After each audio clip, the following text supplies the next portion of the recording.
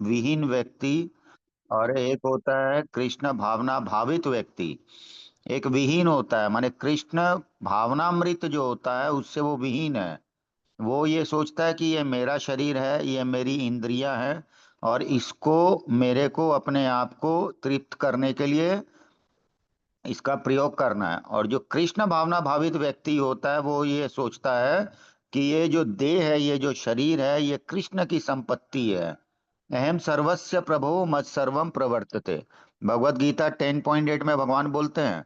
तो उस चीज का वो पालन करता है कि ये जो शरीर है ये मेरा नहीं है, ये शरीर है कृष्ण का, और कृष्ण की सेवा में ये शरीर को मेरे को लगाना है।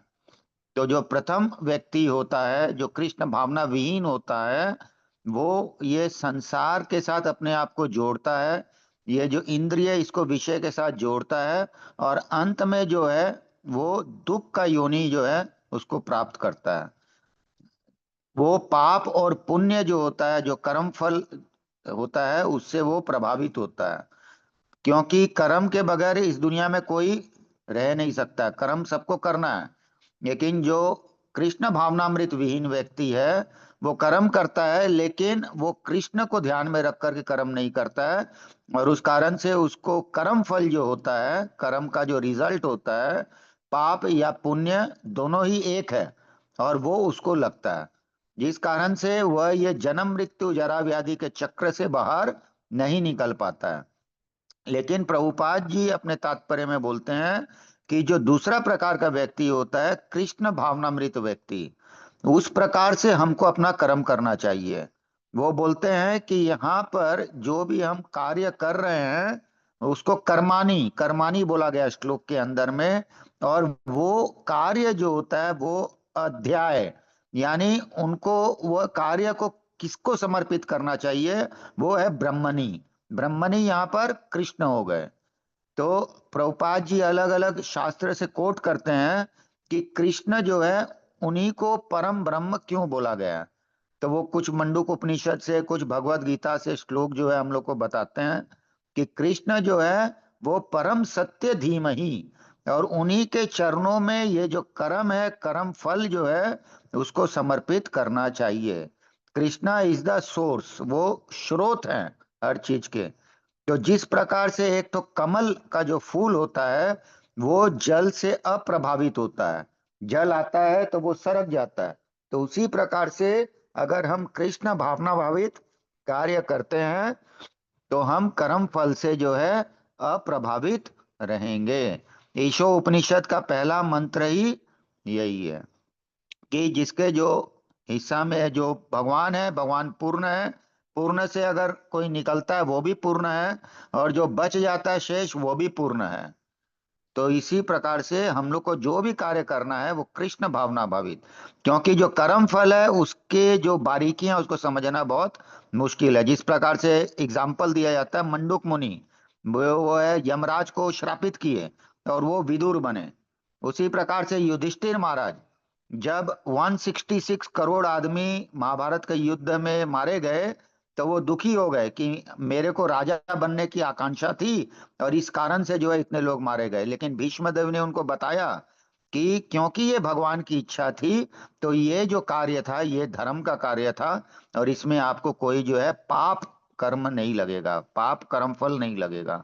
तो उसी प्रकार से मृगारी जड़ भरत, जब वो नारद मुनि के शरणागत हुए, तो एक एंट माने छोटा सा जो चींटी है उसको बचाने के लिए भी वो तत्पर हो रहे थे। तो अगर हम कृष्ण भावना भावित होकर के कार्य करते हैं, जैसा कि ये चैप्टर का हेडिंग ही है कि कैसे हमको कार्य करना है, तो कृष्ण भावना भावित अगर हम कार्य करते हैं तो उससे क्या होगा, ये जो शरीर है 6 प्रकार का बदलाव तो आएगा, लेकिन धीरे धीरे ये जो शरीर है ये आध्यात्मिक बन जाएगा। क्योंकि सततम कीर्तयन्तो माम, माने कृष्ण के बारे में चिंता करने से ये जो शरीर है ये भी आध्यात्मिक हो जाएगा। और प्रभुपाद जी ने अपने ग्रंथों जो है उनको रात रात भर जाग करके इन ग्रंथ को लिखा। तो हमारा ये कर्तव्य बनता है कि हम प्रयास करें, कृष्ण भावना भावित होने का प्रयास करें, और बाकी जो है कर्म फल भगवान के ऊपर में छोड़ दें। उसी प्रकार से 5.11 में प्रभुपाद जी अपने तात्पर्य में बोलते हैं कि ये जो शरीर है, मन है, बुद्धि है, 10 इंद्रिय हैं, इसको कृष्ण के अंदर में लगाने से क्या लाभ होता है कि हमारी आत्मा जो है शुद्धि हो जाती है। नहीं तो हम कंटामिनेट हो जाएंगे। ये बद्ध जगत जो है इसके अंदर में पड़े रहेंगे, जिस प्रकार से एक सुअर जो है मल में पड़ा रहता है। तो हम लोग को कैशियर, एक कोषाध्यक्ष की तरह निराशी निर्ममो, माने कार्य तो कर रहे हैं लेकिन वो कार्य जो फल है उसके प्रति कोई आसक्ति नहीं है। तो प्रभुपाद जी ने हमको हायर टेस्ट दिया है ना, इतने सारे त्योहार दे दिए इस्कॉन के अंदर में मनाने के लिए, कि हम सततम जो है भगवान की सेवा में अपने आप को लगाएं और भगवान के धाम जो है उसको हम जा पाए। तो ये जो सेवा हम कर रहे हैं यही असली में असली योग है, क्योंकि यही जो है वो भगवान से जोड़ेगा। उसी प्रकार से जो हम चैंटिंग हरि नाम जो कर रहे हैं वो असली में जो है मेडिटेशन है। तो कृष्ण जो है उसकी इच्छा के ऊपर में पूर्णतः निर्भर, ये ही जीवन का उद्देश्य होना चाहिए। हम स्वतंत्र नहीं हो सकते हैं, हम जो है कृष्ण की इच्छा के ऊपर में जो है अपने आप को हमको चलाना चाहिए। तो दो रास्ता बोला गया है, एक है भागवत मार्ग जो हम लोग को प्रहलाद महाराज दिए, श्रवण कीर्तन विष्णु स्मरण पाद सेवनम अर्चनम वंदनम दास्यम सख्यम आत्मनिवेदनम। और दूसरा है नारद पंचरात्र मार्ग, यानी कि विग्रह सेवा साधना भक्ति, उसके बाद रागानुग भक्ति, भाव भक्ति और प्रेमा भक्ति। तो ये दो मार्ग के ऊपर में हम लोग को जो है पैरेलल चलना चाहिए। और 5.12 जो नया श्लोक अभी हम लोग करेंगे उसके अंदर में भगवान जो होते हैं वो शांति का फार्मूला हम लोग को देते हैं कि ये विश्व में शांति कैसे आ सकता है। तो कृष्ण जो होते हैं वो शांति का ये है स्थल है। अगर हम ये समझ लें कि ये पूरा जगत कृष्ण का है, हम कृष्ण के हैं, तो आपस में किसी भी प्रकार का कोई बैर भाव नहीं रहेगा। कृष्ण जो है वो अभय प्रदान करते हैं, भय शोकादि वर्जितम, गीता महात्म एक, है ना। कृष्ण जो है अभय दान प्रदान करते हैं। कृष्ण की 3 प्रकार की शक्तियां होती है, जैसा हम लोग जानते हैं। एक होता है उनका मटेरियल एनर्जी, एक स्पिरिचुअल एनर्जी, और एक बीच में तटस्था शक्ति। तो जो मटेरियल एनर्जी, जो भौतिक जो शक्ति होता है, वो अविद्या के कारण, फुल ऑफ अविद्या, अविद्या से भरा हुआ है। और इस कारण से हम लोग जो होते हैं हमेशा जो है शंका में रहते हैं, एंजाइटी में रहते हैं, है ना। लेकिन इस कारण से क्या होता है, दुख का योनि आता है। लेकिन जो स्पिरिचुअल होता है, जो आध्यात्मिक होता है, वहां पर सत चित आनंद, केवल उसको आनंद जो है उसका अनुभूति होता है। बोला जाता है जो हम लोग पास्ट में कर चुके उसका हम लोग को दुख होता है, प्रेजेंट का मोह होता है, और भविष्य जो होता है उसका हम लोग को हमेशा डर बना रहता है। तो ये जो मोह है, ये जो शोक है, ये जो डर है, ये कृष्ण भक्ति करने से खत्म हो जाएगा। जिस प्रकार से अम्बरीश महाराज, है ना, उनको अभय था, क्यों? क्योंकि वो कृष्ण के ऊपर में पूर्ण रूपेण आश्रित थे। और दुर्वासा मुनि भी जो है उनके शरणागत हुए। इस प्रकार से एक और एग्जाम्पल दिया था, एरोप्लेन में जब बच्चा जाता है तो वो जब एरोप्लेन में टर्बुलेंस आता है तो वो घबराता नहीं है। तो कोई उससे पूछता तुम घबरा क्यों नहीं रहे हो, बोले मेरे पिता ही इसके पायलट हैं। तो जब कृष्ण का ही ये शरीर है, कृष्ण ही जगत को चला रहे हैं, अहम सर्वस्व प्रभु, सब चीज कृष्ण से मिला, तो कोई भी दुख का कारण नहीं है। लेकिन हम लोग को जो भी कार्य करना है कृष्ण भावना भावित होकर के करना है। हरे कृष्ण प्रभु जी। हरे कृष्णा प्रभु, थैंक यू वेरी मच, बहुत सुंदर। नमो शिवाय कृष्ण।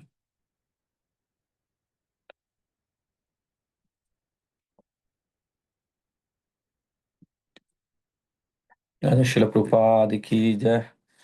जय श्रीमद् भगवद गीता की जय। तो जैसे प्रभु जी ने बताया, हम लोग अभी आज करेंगे अध्याय 5 का श्लोक संख्या 12। युक्ताकरं फलं त्यक्त्वा शान्ति आपनोति नैष्टिकीम् अयुक्तकामकारेण फले सक्तो निबध्यते। किनकी सेवा है? पंकज प्रभु, पांडे जी, पढ़िए। माइक ऑफ कीजिए, माइक ऑन कीजिए पहले।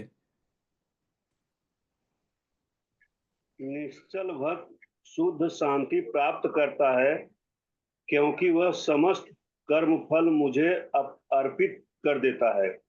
किंतु जो व्यक्ति भगवान से युक्त नहीं है और जो अपने श्रम का फल कामी है, वह बंध जाता है। हरे कृष्ण। हरे कृष्णा। प्रभु ने 10 नंबर, 11 नंबर, 12 नंबर बहुत सुंदर समझाया। प्रभुपाद ने बहुत सुंदर पट पट दिए हैं, क्योंकि ये हम लोग अभी कर्म योग पढ़ रहे हैं। क्योंकि भगवान ने 3 योग का यहाँ गीता में, कर्म योग, ज्ञान योग और भक्ति योग, 3 योग पे चर्चा की। और वास्तव में तो सब लोग कर्म कैसे, कर्म की योग माने कर्म को भक्ति में कैसे बनाना है उसके बारे में भगवान ने बताया।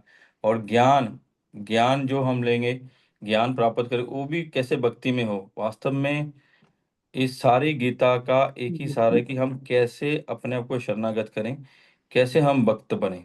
इसलिए अभी जो कर्म की बात हो रही है, कर्म की चर्चा हो रही है, प्रभु जी बोले कि पानी, कमल जो होता है, तो वो कमल जब जल में रहता है लेकिन वो जल से अनअटैच रहता है। और जल में रहते हुए भी जल जल से अटैच नहीं होता है। कमल के ऊपर जितना ही पानी डालो या वो कमल उसके उससे भीगेगा नहीं, कमल सूखा ही रहता है। तो यहाँ प्रभुपाद ने एग्जाम्पल दिया ताकि हमको इस भौतिक जगत में आए हैं, भौतिक जगत में किसी कारणवश आए हैं, हमारे इस शरीर मिला, कर्म फलों से मिला, किसी की कृपा से मिला, जो भी भगवान की हेतु की कृपा से हमको मानव शरीर मिला। तो हम भौतिक जगत में हैं, हम जेल में हैं, और जेल में हैं, और हमको हमारा लक्ष्य होना चाहिए कि जेल से निकलना।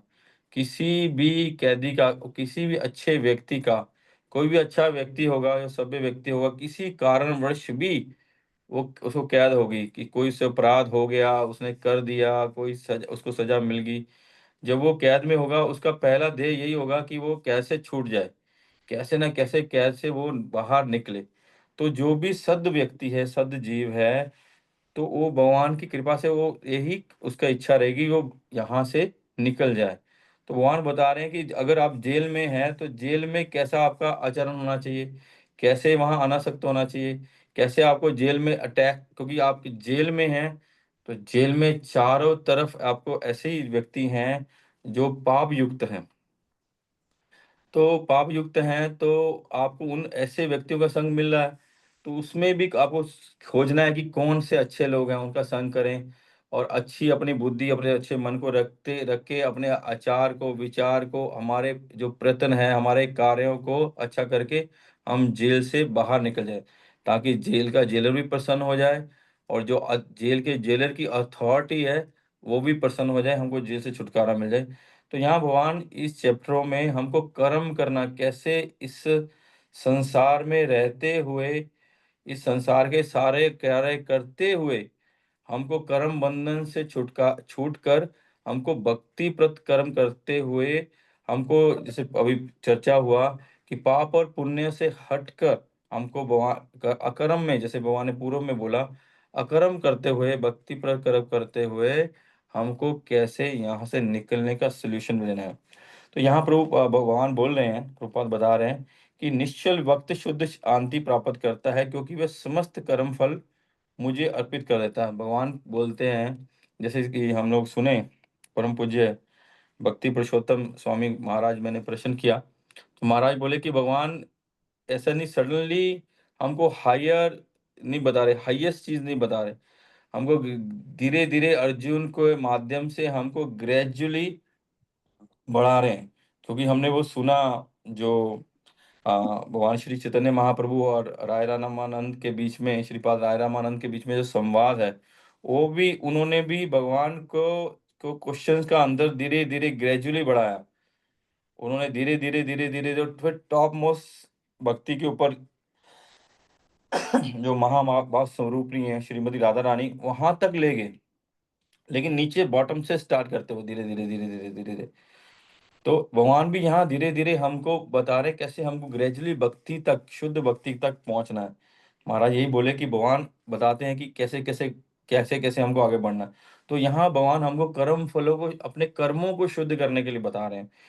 क्योंकि कर्म करने से, हालांकि आगे में बताएंगे कर्म कैसे होते हैं, कि कर्म अगर हम अपने लिए कर्म करते हैं, अगर अपने स्वार्थ के लिए कर्म करते हैं, या इन सब पर्पस में बार बार मोह का बाद आएगा। जैसे प्रभु ने अभी बताया कि हमको पूर्व में जो कार्य किए, भूतकाल में जो कार्य किए रहते हैं, उसके लिए हमको शोक होता है कि हमने अपना जीवन में ये कोई गलत काम किया तो हमने ये क्यों किया। अगर हमको भी भक्ति में आया, ज्ञान हुआ कि ये कार्य करने से पाप होगा, तो शोक होगा। या हमारे भौतिक दो जीव है, जो वो जो असफलता मिलती है, तो उसमें सोचते रहते हैं हमने ऐसा क्यों किया, ऐसा नहीं, ऐसा हमको ऐसा करना चाहिए था, अगर हम ऐसा करते तो हम सफल हो जाते। और एक भय, एक शोक बना रहता है। और जो वर्तमान में है वो मोहित रहते हैं, मोहित रहते हैं। क्योंकि मोह इसलिए रहता है क्योंकि वो भगवान के साथ अटैच नहीं रहते। और जो भगवान के साथ रहेगा वो अटैच नहीं रहेगा, क्योंकि उसके मोह और द्वंद सब नष्ट हो जाएंगे। द्वंद भी मोह के कारण ही होते हैं। जब मोह होता है तभी हम किसी को अपना और पराया मानते हैं, मेरा और उसका मानते हैं। अगर मोह नहीं होगा, हम मोह से ऊपर उठ जाएंगे, तो सब पंडिता समदर्शिनी, हम जीव सबको समदर्शन करेगा कि ये सब कुछ भगवान का है, मेरा है ही नहीं। सब कुछ भगवान का है, भगवान की सेवा में युक्त होना चाहिए, जीव भी भगवान के हैं, सब चीजें भी भगवान की है। तो कभी वो द्वंद्वों में पड़ेगा ही नहीं। मेरा तेरा, हार जीत, सुख दुख, उस सब से ऊपर हो जाएगा। ये मोह बहुत भयंकर है। ये भी मोह होता है, जैसे आगे बताएंगे, अज्ञान के कारण। मोह बहुत भयंकर है और अज्ञान के कारण होगा। और फ्यूचर के लिए हम चिंतित रहते हैं, क्योंकि हम हर कर्म के फल को भोगना चाहते हैं। और हम कर्म इसलिए करते हैं, जो हम, कुछ कर्म तो हमारे स्वाभाविक होते हैं, हम सांस ले रहे हैं, हमको प्यास लगी तो पानी पिएंगे, हमको ये सब नेचुरल कर्म होते हैं। लेकिन हम बहुत सारे कर्म ऐसे करते हैं जिसको हमको फल भोगने की, उसको भोगने की इच्छा रहती है, हमारा स्वार्थ रहता है। उस स्वार्थ से हम, उस भोग से हम आनंद पाना चाहते हैं। तो इसलिए हम लोग उसके लिए भयभीत रहते हैं कि अगर ऐसा ना हुआ, अगर ऐसा ना हुआ, अगर ऐसा ना हो। तो इस शोक, मोह और भय, ये तीनों से निवारण एक ही है। जब हम भगवान की शरण में जाएंगे, जब हम भक्ति करेंगे। और कैसे होगा वो भक्ति? हमको अपने कर्मों को भी शुद्ध करना होगा। हमने अपने जो कार्य कर रहे हैं वो शुद्ध करना होगा। वो होगा होगा वो, उसका प्रोसेस यही है, भक्ति करते करते हम एक दिन में अपने आप को शुद्ध नहीं कर सकते। हालांकि प्रभुपाद जी बोलते हैं कि एक क्षण में, जब वास्तव में आप ये मान लो कि मैं कृष्ण का हूँ, कृष्ण मेरे हैं, तब आपका सारे कुछ मिट गया, सारे पाप, सारे द्वंद, सारा मोह, सारा भय, सब मिट गया। लेकिन इस स्थिति में आने के लिए भी हमको बहुत भक्ति या अपने आप को शुद्धिकरण करना होगा। तो हम उस शुद्धिकरण के प्रोसेस करना होगा। तो इसलिए कर्म फल, ये कर्म फल को शुद्ध करने के लिए भी हमको हरे कृष्णा महामंत्र जपना होगा। हमारा जो चित्त होगा वो शुद्ध होगा। तभी हम जब कृष्ण भावना भावित होंगे, यहाँ जैसे बताया है, निश्चल भक्त शुद्ध शांति को प्राप्त करता है, क्योंकि वह समस्त कर्म फल मुझे अर्पित कर देता है। कोई व्यक्ति कर्म फल भगवान को अर्पित कर देता, मीन्स वो भगवान के लिए ही कार्य करता है, उस अपने लिए कार्य नहीं करता है। देखिए, हम जब देखते हैं कि हम सुनते हैं, श्रवण करते हैं हमारे गुरुवृंद से, कि जैसे महाप्रभु बोलते हैं कि गोपियां सर्वश्रेष्ठ भक्त हैं। हम उस दिन परम पूज्य भक्ति पुरुषोत्तम महाराज श्री के भी मुख से सुने, गोपियां श्रेष्ठ भक्त हैं। तो वो कार्य करती थी, सब कार्य करती थी। वो सुबह उठ के झाड़ू मारती थी घर में, सुबह अपने गायों को, भैंसों, बछड़ों को, सबको घास खिलाना, उनका दूध दोहना, सब कुछ करती थी। दूध निकाल के उनको उसको उबालना, फिर उसको दोहन करना, दधी मंथन करना, फिर उसको मक्खन निकालना, फिर घी निकालना, ये सारे कार्य करती थी। सारे कार्य प्रत्येक ग्वाला करेगा। लेकिन वो करती क्यों थी? सफाई कर रही है, वो सोच रही है कृष्ण आएंगे आज, वो गाय को खिला रही हैं, बोले हाँ इनको खिलाना है क्योंकि अच्छा दूध मिलेगा। अच्छा दूध मिलेगा तो कृष्ण के लिए हम अच्छा मक्खन निकाल पाएंगे, कृष्ण आएंगे, दूध पान करेंगे, हम उनसे चीजें बना के कृष्ण के लिए देंगे। वो घर में कुकिंग करती हैं, तो उनको लगता है आज मेरा बेटा कृष्ण के साथ गाय चराने के लिए जाएगा, तो मैं अच्छे अच्छे पकवान बना के दूँ, तो कृष्ण उसका आस्वादन करेंगे। तो जैसे उस दिन महाराज बोले, हम अपने खाने के लिए भगवान को भोग लगाते हैं कि उसमें पाप निकल जाए और हम खा लें। लेकिन जो गोपियां हैं वो कृष्ण को आनंद देने के लिए कोई भी कार्य करती हैं, कृष्ण के लिए ही कार्य करती हैं। लेकिन ये स्थिति आई कैसे? वो आएगी जब हम भक्ति करेंगे। भक्ति में धीरे धीरे धीरे धीरे हम लोग शुद्ध होंगे, हम जैसे जैसे जितना हम भक्तों का संग करेंगे, जितना ज्यादा श्रवण करेंगे, जितना ज्यादा हम भजन कीर्तन करेंगे, उतना ज्यादा हम धीरे धीरे ग्रेजुअली बढ़ेंगे। और लेकिन उससे होगा क्या, बोले कर्म फल। इस स्थिति में जब आ जाएंगे तो नैष्टिकम, अचल, जब अचल भक्ति में, जब हमारी भक्ति सुदृढ़ अचल हो जाएगी। अभी हमारी भक्ति क्या है कि हमारी भक्ति भी द्वंद में रहती है। कभी कि ऐसे होगा नहीं होगा, होगा या इसको ये करें या वो करें, या हम हरे कृष्णा बोले। बहुत सारे भक्तों तो यही डाउट रहता है कि हम बोले क्या। कभी सुनते हैं कि हरे कृष्णा सुन लिया तो हरे कृष्णा करने लग जाएंगे, नमो ओम नमो नारायण सुन लिया और फिर ओम नमो नारायण करने लग जाएंगे। कोई किसी से सुन लिया राधे राधे करो, वो सही से वो राधे राधे करने लग जाएंगे। तो वो भक्ति में आके भी वो उनका मन डाउटफुल रहता है, वो द्वंद्व में रहते हैं, फिक्स नहीं रहता उनका बुद्धि, मन फिक्स नहीं रहता। उनको अभी भी संशय रहते हैं कि क्या हमारा कार्य होगा। ठीक है, वो उस पथ पे चलना चाहते हैं कि हमको भगवत प्राप्ति हो, भगवत कृष्ण प्रेम प्राप्ति हो, भगवत सेवा प्राप्ति हो, लेकिन वो अचल दृढ़ नहीं है। उनको अपने आचार्य और भगवान पे विश्वास नहीं है, या उनको अपने गुरु पे विश्वास नहीं है, या जो जो सुन रहे हैं जहाँ जहाँ से, उनको वहां भी विश्वास नहीं है, डाउटफुल है वो। तो ये डाउटफुल जब तक रहेंगे तब तक शांति नहीं मिलेगी। ये हम नहीं बोले, ये भगवान बोल रहे हैं। निश्चल भक्त शुद्ध शांति प्राप्त करता है, युक्त कर्म फलम त्यक्त्वा शांतिम आपनोति नैष्ठिकम।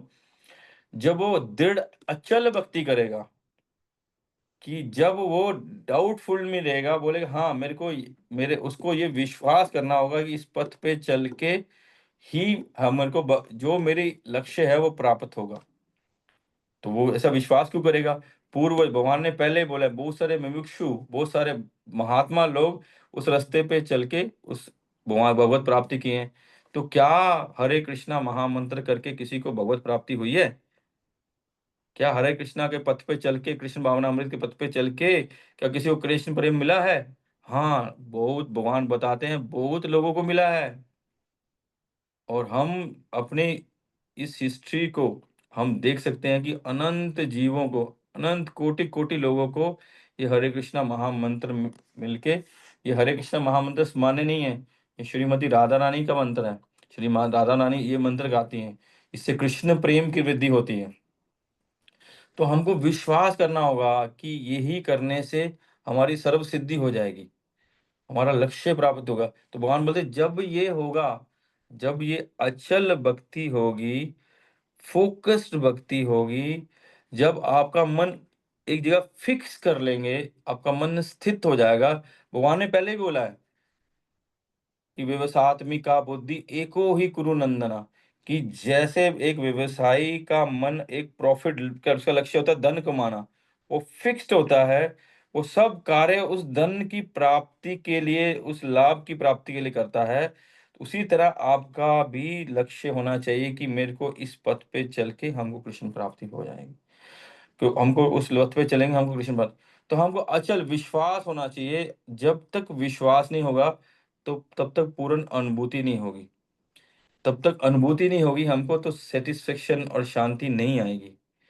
कि जब तब तक हमारे संशय आत्मा विनश्यति, भगवान बोलते हैं अगस्त्य अश्रद्धा धनाच संशय आत्मा विनश्यति। भगवान बोलते हैं कि ना, जो संशय आत्मा होता है उसका विनाश होता है।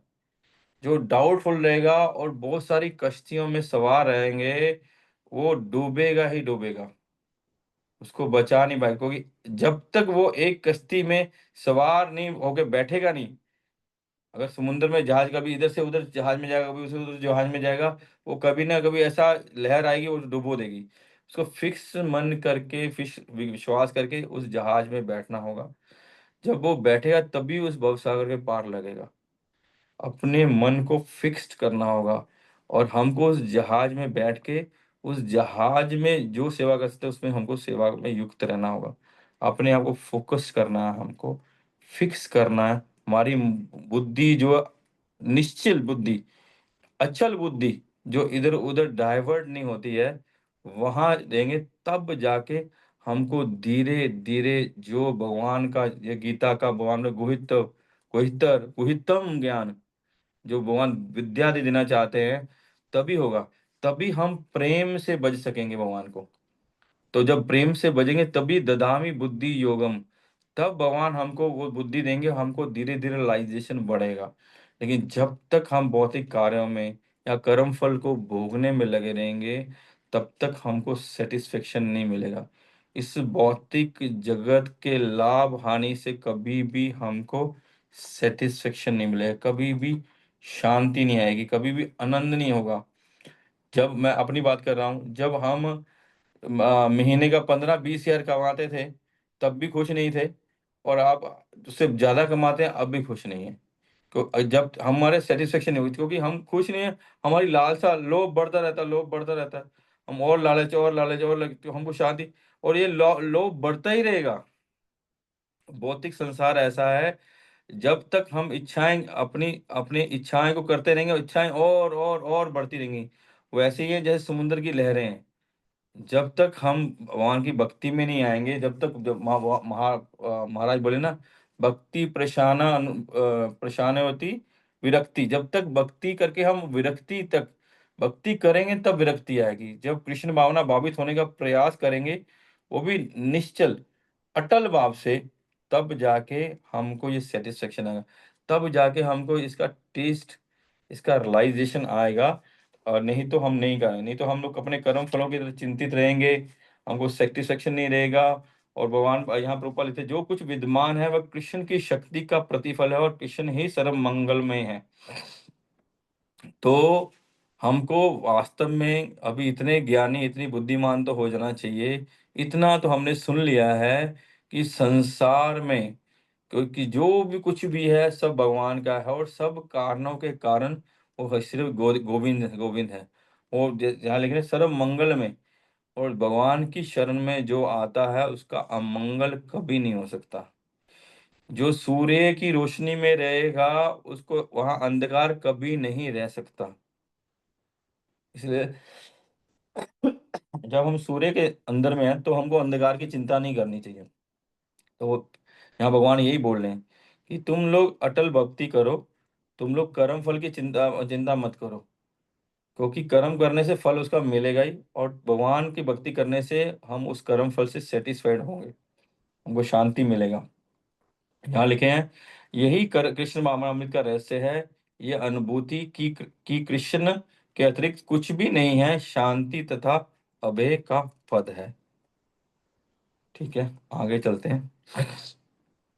सर्व कर्माणि मनसा संन्यासस्ते सुखम वशी, नवद्वारे पूरे देहिने एव कुर्वन्न न कारयन्।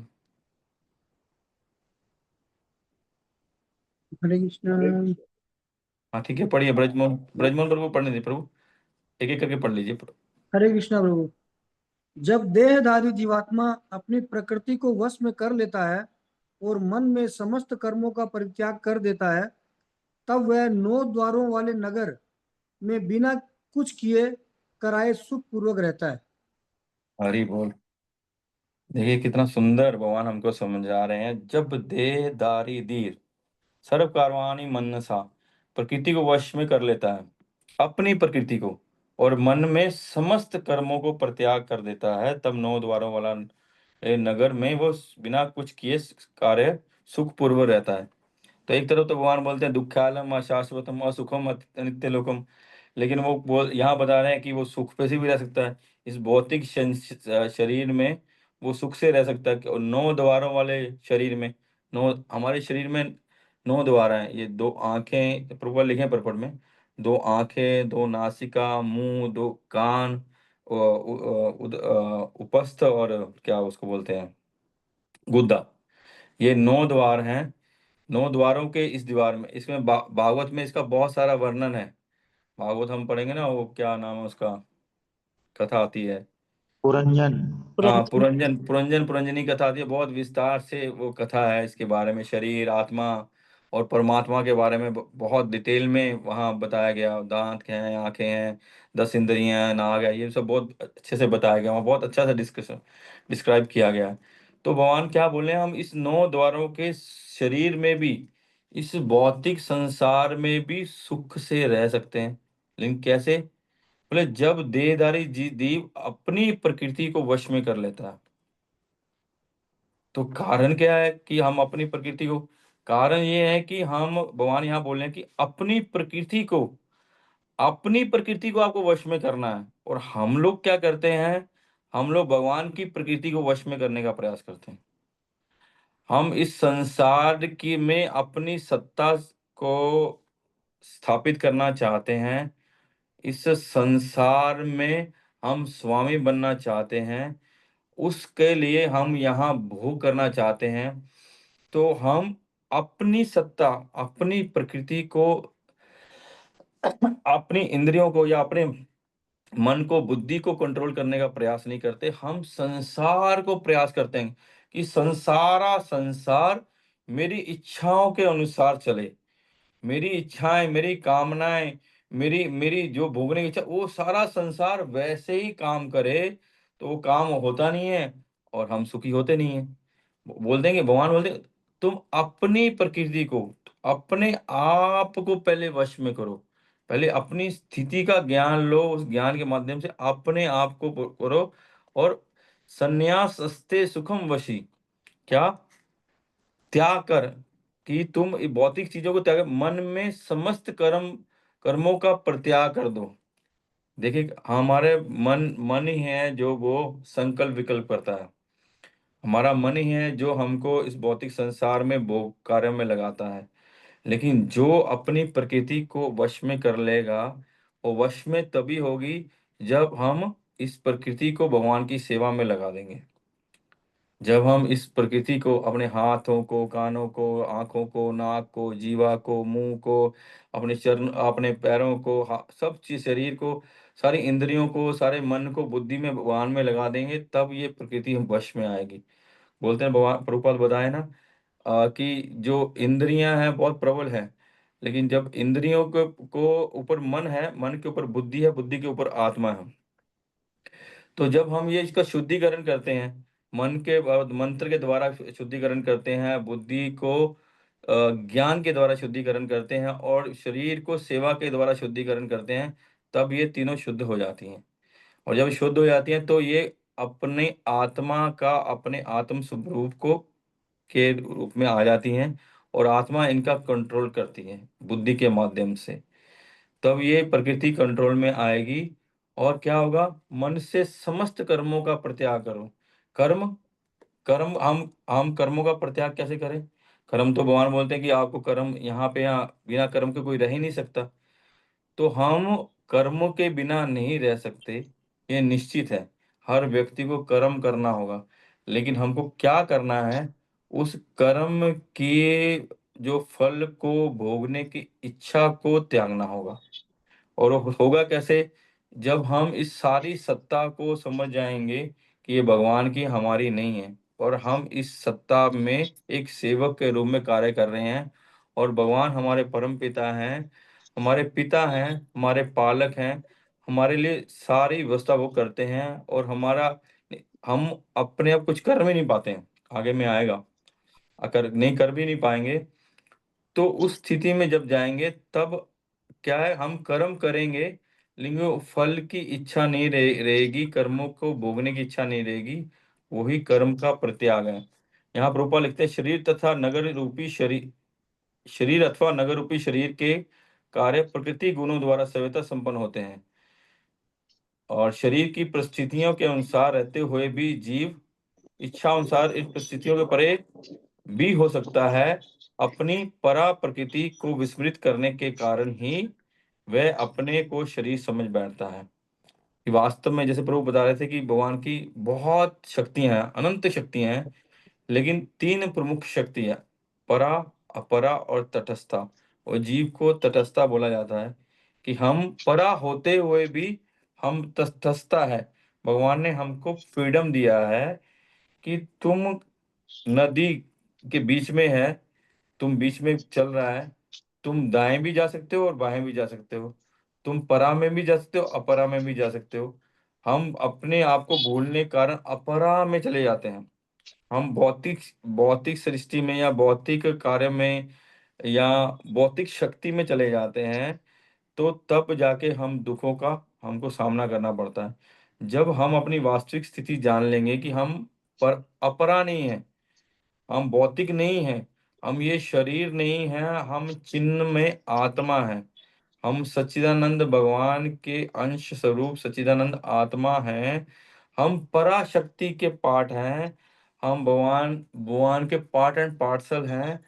तो जाके अगर हम उसको देखिए, पता हम सबको इस्कॉन के हर डिवोटी को पता लग गया है कि हम भगवान के अंश हैं, हम शरीर नहीं, हम आत्मा है। लेकिन वो पता लगने से काम नहीं होगा। एक ज्ञान जरूर हो गया हमको कि हम शरीर नहीं, हम आत्मा हैं, हम भगवान के अंश हैं, ये संसार सारा भगवान का है, ये सारी प्रकृति संसार भगवान की इच्छा से चलता है, सब मालूम पड़ गया। लेकिन हम उस स्थिति में नहीं पहुंचते कि जहां वास्तविक रूप से हम वास्तविक उस चीज को अनुभव कर पाए या जीवन में उसको पालन कर पाए। अभी भी हम अपने आप को शरीर के साथ जोड़ के रहते हैं। मैं अपनी बात भी कर रहा हूँ। और इसके मान सम्मान, इसका जी लाभ हानि से प्रभावित होते हैं। तो भगवान यही चाहते हैं कि इस शरीर के प्रभाव से प्रभावित मत हो, क्योंकि हम जान गए हैं कि हम एक होटल में या एक धर्मशाला में रह रहे हैं। और क्योंकि जब धर्मशाला में रहते हैं हम, हमको मालूम है कि हम यहाँ टूर में आए हैं, 2 दिन यहाँ रहते हैं। ठीक है, थोड़ी उसमें कुछ सुविधा सुविधा होती है, तो हम मैनेजमेंट को बोल के वहाँ कुछ ठीक ठाक कि भाई बाल्टी ठीक नहीं है, साफ बाल्टी दे दो, टॉवल्स ठीक नहीं है, थोड़ा साफ सुथरा टॉवल दे दो, चादर गंदी है चादर चेंज कर दो, गीजर नहीं चल रहा भाई गीजर देख लो, ये सारी व्यवस्था करते हैं। लेकिन हम कभी ऐसा जाके करते हैं कि हम 2-3 दिन यहाँ 4 दिन रहेंगे, हम वहाँ बोलेंगे इसको दीवारें तोड़ो, इसको पेंट नया कराओ, रेनोवेट कराओ, कभी नहीं करेंगे। क्योंकि हमको पता है 2-3 दिन बाद 4 दिन हमको जाना है। हमारी वो इच्छा ही नहीं होती है, हमारी वो इच्छा ही नहीं होती कि हाँ ये इधर खिड़की नहीं है, इधर विंडो इधर होनी चाहिए थी, ये एसी गलत जगह लगा है, इसको इधर होना चाहिए था, अगर ये दीवार हट जाए तो थोड़ा और कंफर्टेबल हो जाए, यहाँ एक अलमारी बन जाए तो और ऐसा हम कभी नहीं सोचते, हमारे मन में आता ही नहीं। क्योंकि हम जानते हैं कि हम यहाँ टेम्परेरी रह रहे हैं, इसलिए हमको उस सब कार्यों में इंडल्ज ही नहीं होते, हम वो कार्यों में युक्त ही नहीं होते। लेकिन जब हमको मालूम है कि हम सोचते हैं हमारा घर है ये, हमको तो यहीं रहना है, अनंत काल तक तो हम बोलते हैं इसकी दीवार तोड़ो, ये बाथरूम ठीक कराओ, ये टैप चेंज कराओ, एसी इधर नहीं इधर करो, इसका विंडो इधर करो, इधर रोशनी आएगी, पर्दा चेंज करो, कोई गद्दा कंफर्टेबल नहीं है ये चेंज करो। हम फिर उस रेनोवेशन कराओ, ये करो, उसमें हम लोग इंडल्ज हो जाते हैं। तो भगवान यही समझा रहे हैं कि ये भाई ये तुम्हारा यहाँ कुछ नहीं है, तुमको कुछ दिनों के लिए यहाँ रहने की जगह मिली है, तो यहाँ रहने की जगह मिली है तो चुपचाप यहाँ रहो, जो मिल रहा है शांति से रहो, और अपना कार्य जो तुमको कार्य दिया जा रहा है वो कार्य को करो और चलते बनो। तो हम जहाँ से वहाँ हम उसमें इन्वॉल्व नहीं होते। भगवान चाहते हैं इस भौतिक जगत में हम इन्वॉल्व नहीं हों, हम इसको मैं अपना मान के इसके सब इसको ठीक करने का प्रयास नहीं करें, हम अपनी प्रकृति को ठीक करने का प्रयास करें, अपने आप को सुधारने का प्रयास करें, अपनी सत्ता को सुधारने का प्रयास। भौतिक जगत में हम नहीं सुधार पाएंगे, वो हमारे हाथ में नहीं है कि कब बारिश होगी, कहाँ बारिश होगी, कहाँ बाढ़ आएगी, कहाँ धूप होगी, वो सब भगवान के हाथ में है। हमको अपने आप को सुधारना है, अपने आप सत्ता को सुधारेंगे तब शांति होगी, तब सुख होगा। क्योंकि भगवान बोलते हैं कि ये देवी ईशा गुणमयी मम माया दुरत्ते मामेव यो प्रवर्तन्ते माया में तम तरंती थे, कि बहुत दुखों भरी है ये संसार, ये दुख ही दुख है और माया मेरी कंट्रोल में है, माया आपको दुख देगी।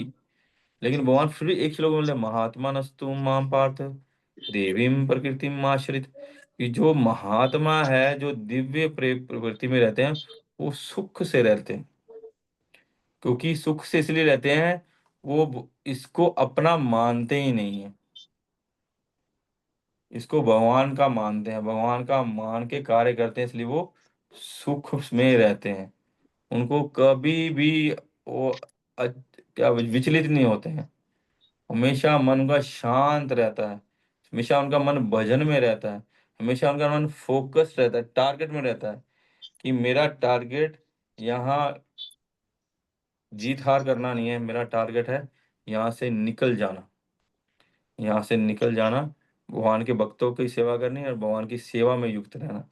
तो जब हम अपना फोकस करेंगे, हमारे लक्ष्य पे हमारा ध्यान रहेगा, तब हम भी ऐसे सुखपूर्वक जी पाएंगे। सुख दुख आते रहेंगे, उसकी चिंता नहीं होगी, क्योंकि सुख दुख भगवान की कृपा से आते हैं। हम बोलते हैं हमारी कर्म फल से आते हैं। भक्त हमेशा सोचता है कि ये मेरे कर्म फल के कारण है, कभी भी उससे विचलित नहीं होता, इसलिए उसको शोक मोह भय से ऊपर उड़ जाता है। आगे चलते हैं। अ, आप सब इन परपट पढ़ेंगे ना, हम लोग अभी डिस्कस करते हैं, लेकिन डिस्कस करने से पहले या बाद में प्रभुपाद का परपट जरूर पढ़ना चाहिए। प्रभुपाद इतना सुंदर लिखते हैं ना कि कोई सामान्य बुद्धि वाला क्या, मूर्ख से मूर्ख व्यक्ति भी उसको पढ़ के, इवन जिसकी श्रद्धा नहीं है, हम लोग बहुत बार चर्चा करते हैं, जिनकी श्रद्धा नहीं है भगवत गीता में या भक्ति में, वो लोग भी पढ़ के शुद्ध भक्त हो गए। इतनी इतनी अच्छे से प्रभुपाद ने परपट लिखे हैं ये हमको समझाने के लिए। और देखिए, जो अभक्त हैं वो भक्त बन गए हैं, और हम में तो श्रद्धा है कुछ ना कुछ, हम तो भक्त बनना चाहते हैं। और दूसरी बात है, हम इनको पढ़ेंगे तो हमको रियलाइज करना चाहिए प्रभुपाद बोल रहे हैं, हम सुन रहे हैं, और प्रभुपाद हमारे साथ है। उनका नाम भी अभय अभय चरण है, अभय चरण अरविंद भक्ति विधान स्वामी शिला प्रभुपाद। तो जब हम उनके चरण पकड़े रहेंगे, हमको अभय रहेगा। तो इतने सुंदर परपट है, हमको परपट जरूर पढ़ना चाहिए सबको, ठीक है। ना कर्तव्यम न कर्माणि लोकस्य सृजति प्रभु, ना कर्म फल संयोगम स्वभावस्तु परवर्तते। कोई और पढ़िए, दो जन ने पढ़ लिया, तीसरा पढ़ लीजिए। हरे कृष्ण। हरि बोल, राधा विनोद प्रभु की जय। शरीर रूपी नगर का स्वामी देहधारी जीवात्मा न तो कर्म का सृजन करता है, न लोगों को कर्म करने के लिए प्रेरित करता है, न ही कर्म फल की रचना करता है। यह सब तो प्रकृति के गुणों द्वारा ही किया जाता है। हरे कृष्ण। कितना डेंजरस श्लोक है, देखिए। हम अपने को कर्ता मानते हैं, और फिर हम सोचते हैं हमने जो कर्म फल किया वो हमारे कारण है। ये हम वो भगवान बोले, ये तो तुम कुछ भी नहीं हो, तुम कुछ भी नहीं हो। भगवान फिर बताते ना, प्रकृति क्रियमाणानि गुण कर्म कर्माणि सर्वशः अहंकार विमूढ़ आत्मा कर्ता हम इति मनते। वो अपने को कर्ता मानते हैं, और ये हमारे साथ है, हम अपने को कर्ता मानते हैं, कुछ करते हैं हमको लगता है हमने किया है, कुछ अच्छा होता है हमने किया, ये कुछ हमने कुछ सेवा करते हैं, हाँ हमने किया, लेकिन वो भगवान बोले भाई तुम कुछ भी नहीं है, यू आर नो बडी। कितना सुंदर। और इसको मैं पढ़ा तो मेरे को लगा कि है क्या भाई फिर। तो प्रभुपाद बहुत अच्छे समझाते हैं, आगे आगे 3-4 श्लोक में इसके ऊपर बहुत अच्छे से डिटेल में प्रभुपाद समझाते हैं भगवान के श्लोकों को। तो बोलते हैं, शरीर रूपी नगर का स्वामी देहधारी जीव जीव ना तो कर्म करता है, ना कर्म की सृजना करता, ना किसी को प्रेरित करता, ना कर्म फल की रचना करता है। होता कैसे, प्रकृति के गुणों के कारण होता है, प्रकृति के। हरे कृष्णा, हरे कृष्णा, आवाज आ रही है क्या? आ रही है। हाँ, बीच में किसी का कॉल आ गया था। आ रही है प्रभु। आज आज आज आज राधा विनोद प्रभु के किसी भक्त ने सुबह से बहुत डिस्टर्ब किया, अभी भी शायद। 1 मिनट होल्ड कीजिए प्रभु।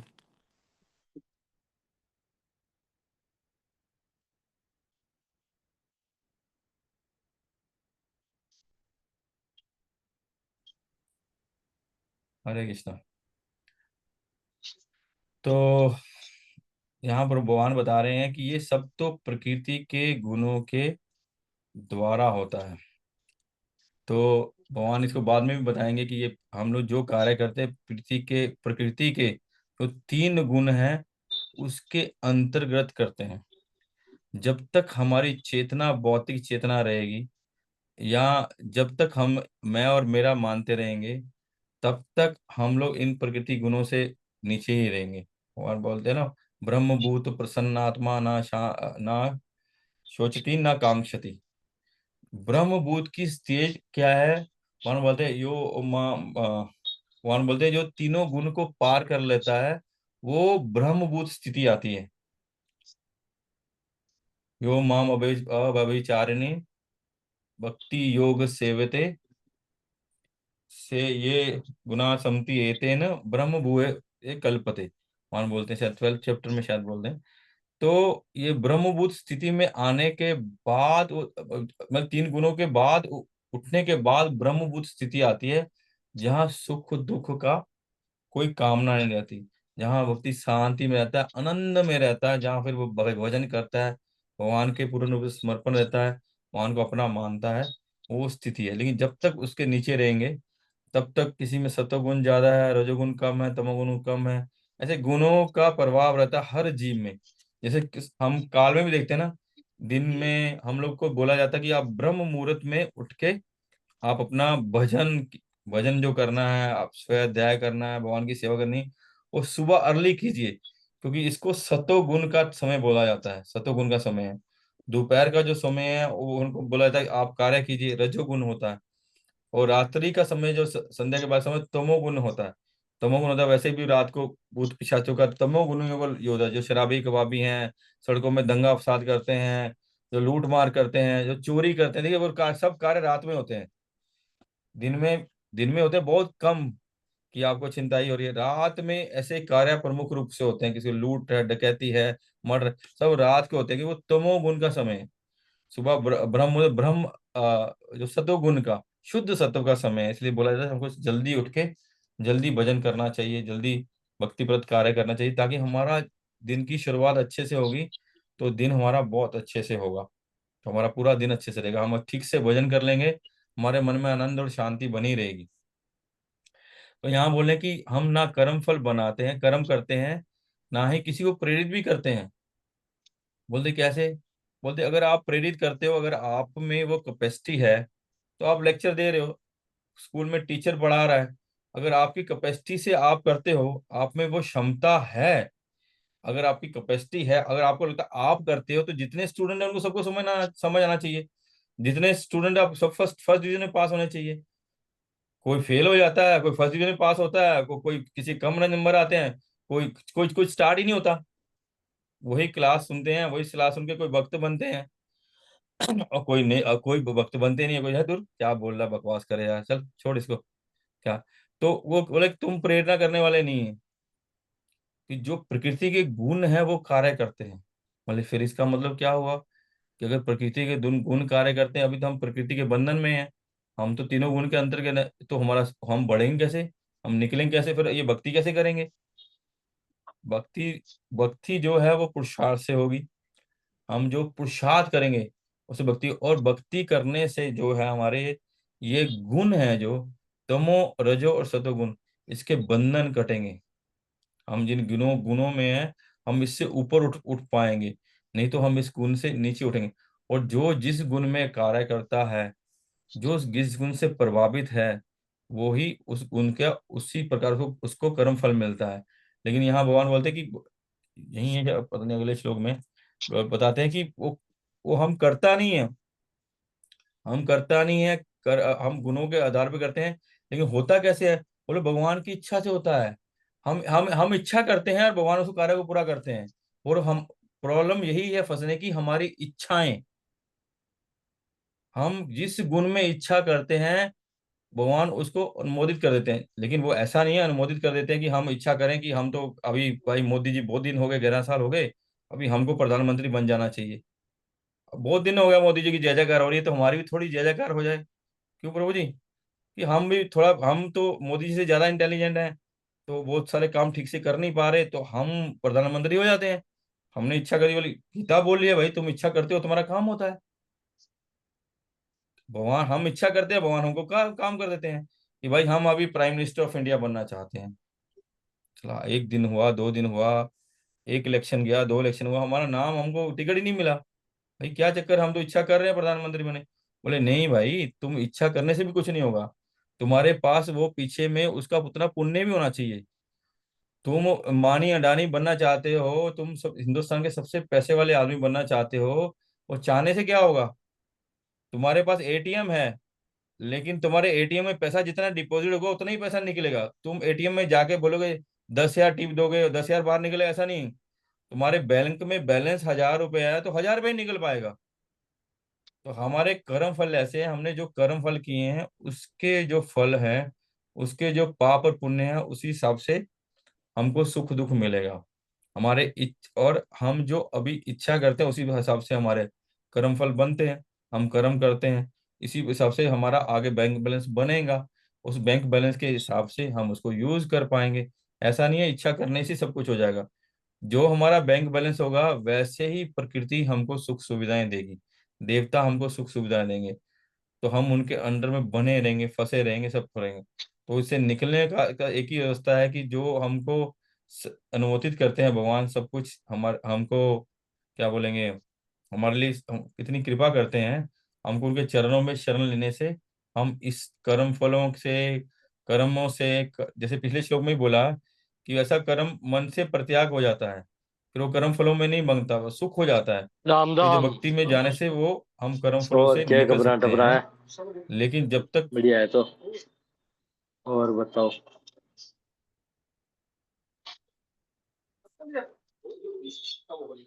हम्म। हाँ। 5। हरे कृष्णा। तो यहाँ प्रभुपाद लिख रहे हैं, संयोग वश परा प्रकृति या जीव आदि काल से प्रकृति के संपर्क में है। जिस नाशवान शरीर या भौतिक आवास को वह प्राप्त करता है, अनेक कर्मों और उसके कर्म फलों के कारण है कि हम अनंत काल से इस भौतिक संसार में हैं। हमको ये घर जो शरीर मिला है वो हमारे कर्म फलों के कारण है। अगले अनंत काल में उपार्जित ये अज्ञान ही शरीर के सुख दुख का कारण है। ज्यों ही जीव शरीरिक कार्यों से पृथक हो जाता है, त्यों ही कर्म बंधन से मुक्त हो जाता है। जब हम शारीरिक कार्यों से पृथक हो जाएंगे, कर्म बंधनों से मुक्त हो जाएंगे, मतलब इसका कहने का प्रभुपाद जी ये समझा रहे हैं, जब हमारी बुद्धि, हमारा देहात्म बुद्धि चली जाएगी। शारीरिक कार्य का मतलब नहीं हम काम ही करना छोड़ दें, हम सारा काम छोड़ दें, ऐसा नहीं। हमारी देहात्म बुद्धि, जब हम शरीर के लिए कार्य नहीं करेंगे, हम जो भगवान के लिए कार्य करेंगे, तब ये सुख दुख और अज्ञान चला जाएगा। किंतु वास्तव में वह ना तो इसका स्वामी होता है, ना इस कर्म फलों को लगता। तो ना हम इस शरीर के स्वामी नहीं है, इस नगर के स्वामी नहीं है, इस रूम के स्वामी नहीं है। हम टूरिस्ट हैं, धर्मशाला में हैं, टेम्परेरी हमको मिला है, हम यहाँ पैसा खर्च के आए हैं। हमने बहुत पुण्य अर्जित किए हैं, उस पुण्य के कारण हमको भारत भूमि में, इस सनातन धर्म में जन्म मिला है। इस सनातन भूमि में जन्म मिला है, बहुत पुण्य किए हैं, या किसी ने ऐसी कृपा की है तो की कृपा कि हम अभी भक्ति के इस पथ पे चलने का प्रयास कर रहे हैं, या हम भक्तों की शरण में आए हैं। तो हमको इसका बेस्ट यूज लेना चाहिए। हम टूरिस्ट हैं, कहीं घूमने गए हैं, हम चाहते हैं हम सब चीज देख लें, जो जहाने वाला है जो देख लें, वहां जो अच्छा खाने वाला वो खा लें, वहां पूरा आनंद ले लें। तो इस टूरिस्ट, जो हम इस शरीर के टूरिस्ट हैं, इसका बेस्ट आनंद और बेस्ट देखने वाला है कि हम इस आंखों से भगवान श्री के चरणों का दर्शन कर लें, अपने इस बुद्धि से, मन से उनका आनंद ले लें, जीव से उनका प्रसाद का स्वाद ले लें, कानों से उनकी कथा का श्रवण करें, जीव से उनका कीर्तन का श्रवण। यही बेस्ट आनंद है इस शरीर का।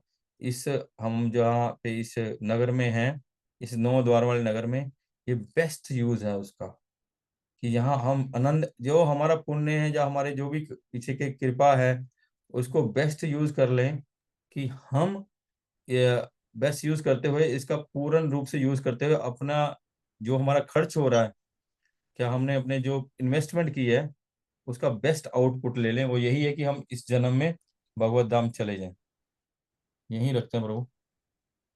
समय हो गया। हाँ, किसी का कोई प्रश्न?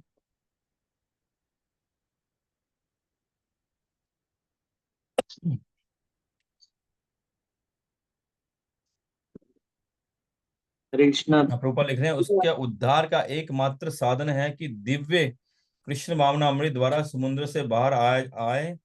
इसी के द्वारा समस्त अशांति से हमारी रक्षा हो सकती है। तो जो हम इतने क्लेश सह रहे हैं इस शरीर में भी, हम कृष्ण भावना भावित होंगे तब हमको शांति मिलेगी। कोई प्रश्न प्रभु जी? हरे कृष्ण गुरु जी, थोड़ा परा और अपरा प्रकृति का ये थोड़ा डिफरेंस बताइए। परा और अपरा प्रकृति, देखिए भगवान गीता में बताते हैं कि दोनों ही मेरी शक्ति हैं। एक परा प्रकृति जिसको भौतिक जगत बोला है, भौतिक शरीर सृष्टि है, अपरा प्रकृति जो इस सारा संसार भौतिक संसार की सृजना करते हैं, वो भी भगवान की ही शक्ति है। वो भगवान की ही शक्ति है। वो ये भौतिक संसार की जो सारी सृष्टि करती है, और भौतिक संसार की जो स्वामिनी है जिसको हम दुर्गा देवी बोलते हैं, माँ दुर्गा जो है, उसकी भगवान, वो भगवान की भक्त है, भगवान की बहुत प्रिय है, वो भगवान की सखी है वो दुर्गा माता। क्योंकि शिव जी भगवान शिव की पत्नी है, इसलिए भगवान नारायण उनसे बहुत प्रेम करते हैं, उनकी उनकी सखी है, क्योंकि वो भगवान की सेवा में युक्त रहती है। ऐसा नहीं है दुर्गा देवी कोई अभक्त है, बिल्कुल नहीं, दुर्गा माता भक्त है, लेकिन उनको भगवान ने कार्य दिया भौतिक जगत की सृजन करने की और यहाँ यहाँ का टेक केयर करने का। इस जेल की जेलर है। इसका मतलब ये नहीं है कि वो जेल में है, बिल्कुल नहीं। वो भगवान की बहुत प्रिय है, वो भगवान के वो एक आदेश पे ही सारा कार्य कर देती है। तो ऐसा कभी नहीं समझना चाहिए कि दुर्गा देवी जो है वो भौतिक है, वो भौतिक नहीं है। She is not material, she is, वो आध्यात्मिक है। लेकिन वो जो इस प्रकृति की भगवान की इच्छा से संरचना करती है, जो हम ये पांच देखते हैं, भूमि अपल क्या, भूमि अग्नि जल वायु वायु। आकाश, जैसे महाराज बता रहे हैं ना, क्या आकाश, आकाश के बाद वायु, वायु के बाद अग्नि, अग्नि के बाद जल, जल के बाद जल। भूमि, ये है। फिर मन बुद्धि अहंकार है, अहंकार है, और ये सब तत्व बना के 24 तत्व, 23 तत्व, मतलब उसमें कर्म इंद्रियां, ये सब भौतिक संसार की सृष्टि जो भी है वो दुर्गा देवी के अंडर में होती है। दुर्गा देवी उनका संचालन करती है, लेकिन वो भौतिक प्रकृति है, वो जड़ प्रकृति है, उनका उनकी देखरेख माँ दुर्गा करती है। जब तक देहात्म बुद्धि रहेगी हमारी, जब तक हमारी देहात्म बुद्धि रहेगी, तो हम लोग इस भौतिक संसार के डिपार्टमेंट में रहेंगे। और जब हमारी बुद्धि भगवत बुद्धि हो जाएगी, भक्ति में हो जाएगी, जब हमारा मन बुद्धि चेतना सब शुद्ध शुद्ध हो जाएगी, तब हमारा डिपार्टमेंट से हमको ट्रांसफर कर दिया जाएगा या अपग्रेड कर दिया जाएगा। तो फिर हम लोग श्रीमती राधा रानी जो भगवान की आध्यात्मिक शक्ति हैं, पराशक्ति हैं, भगवान की आह्लादनी शक्ति हैं, तो हम उनके अंडर में चले जाएंगे। देखिए दोनों ही भगवान की शक्ति हैं, और दुर्गा देवी भी श्रीमती राधा रानी का एक्सपेंशन है, उनसे अभिन्न है। जैसे भगवान से भगवान के सब अंश कला अभिन्न है, बोलते हैं हम भगवान के बहुत, भगवान बहुत रूप में अवतार रहते हैं, और भगवान के अवतार के भी अब आगे में कला होती है, अंश कला होती है। ऐसे जो माँ और राधा रानी है उनके भी अंश कला होती है, एक्सपेंशन होते हैं। दुर्गा देवी वैसे ही हैं।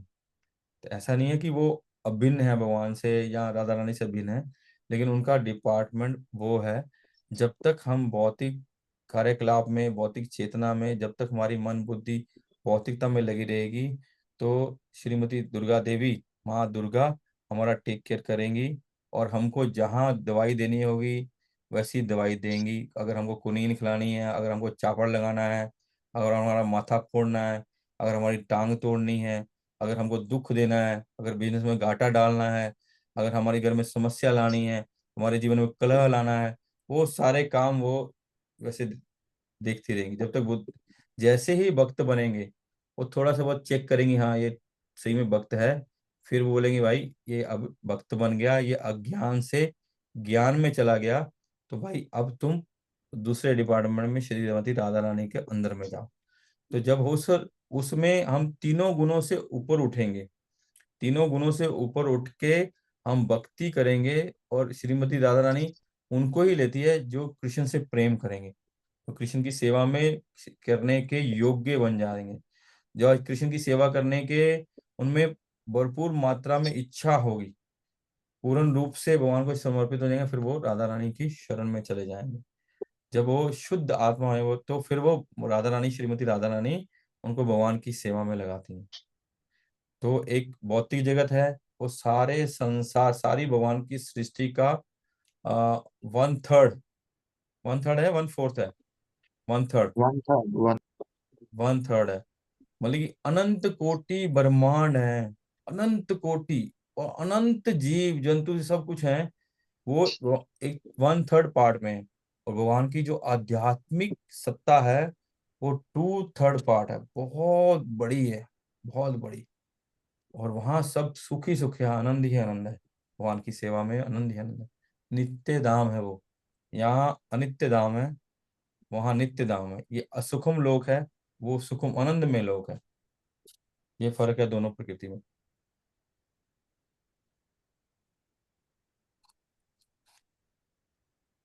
हरे Krishna. Oh is it clear? Hari बोल। हाँ प्रभु। ठीक है प्रभु, रखें क्या? हरे कृष्णा। ठीक है प्रभु जी। लोग कहाँ तक लिए आज फिर? हाँ, 5.14। अच्छा, 15 भी 12 हो 13 गए 14, 12 13 14 हो गए। 14 तक हो गए। कल 15 से ठीक है। बहुत भगवान, हाँ हम लोग ये सही में समझे तो अगर जीवन में उतार पाए तो बहुत सुंदर भगवान ये बता रहे हैं हमारे कर्मों के लिए, हमको कर्म कैसे करना है। हमको शक्ति दें, गुरु वृंद शक्ति दें, प्रभुपाद शक्ति दें, ताकि हम इसको जीवन में उतार सकें। ठीक है, श्रील प्रभुपाद की जय। श्री कृष्ण अर्जुन संवाद, श्री गीता उपनिषद की जय। जगत गुरु शिला प्रभुपाद की जय। आप सब भक्तों की जय। Thank you very much.